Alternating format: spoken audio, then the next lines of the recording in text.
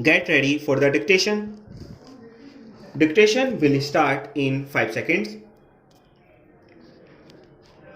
Start. Now, there is another aspect of the rubber industry, namely the rubber producing industry, which has been entirely left out of the consideration of this bill, that is the rubber manufacturing industry. My honorable friend Mr. R.P. Sinha has rightly pointed out that aspect. We find that Indian rubber production has been consumed by the rubber manufacturing industry in India. So, here is the question of increasing Indian production, as with the tea trade, the question is of export. As yet, the structure of the tea trade and the trends of the tea trade are such that it is mainly dependent on export, and whenever there is any loss of export market, there is a hue and cry of a crisis. But in the case of the rubber industry, all the rubber produced in India is consumed by the rubber manufacturing industry in India. Rubber is a very important commodity, and this industry should also be developed here. There is a deficit in Indian production. So the government thinks of allowing import of rubber.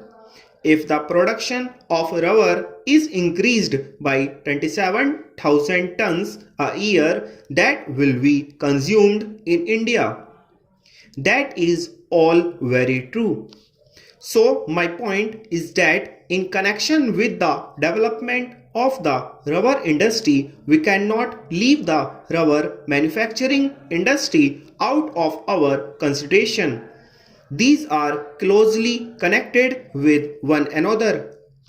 Coming to the question of the rubber manufacturing industry, my friend Mr. R.P. Sinha has rightly pointed out that it is also dominated mainly by foreign companies.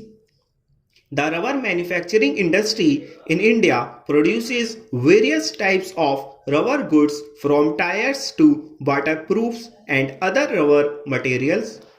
They produce tires and tubes, cables, general mechanical goods including roofing, footwear, and so on.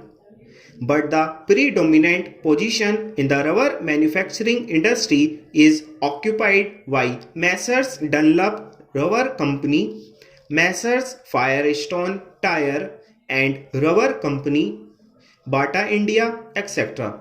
And from the figures which have been given in the report of the Indian Tariff Board, it is seen that the average total consumption of rubber is distributed among a large number of small industries.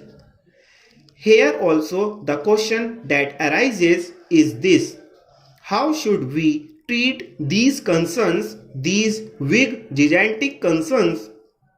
Sir, I have not studied the condition of labor in these industries of Messrs. Dunlop, Firestone and Goodyear Company. Therefore, just now I am not in a position to give you the picture of their condition, but the question is that from the price of rubber in India in relation to the world price of rubber, these people are mostly benefiting. It is true that prices cannot be fixed in such a way that the big concerns will pay one price for the rubber and the small concerns will pay another price for rubber. Here also the main question that comes is this: if we want to develop the small units, the question arises of putting some check on the profits made. These big foreign stop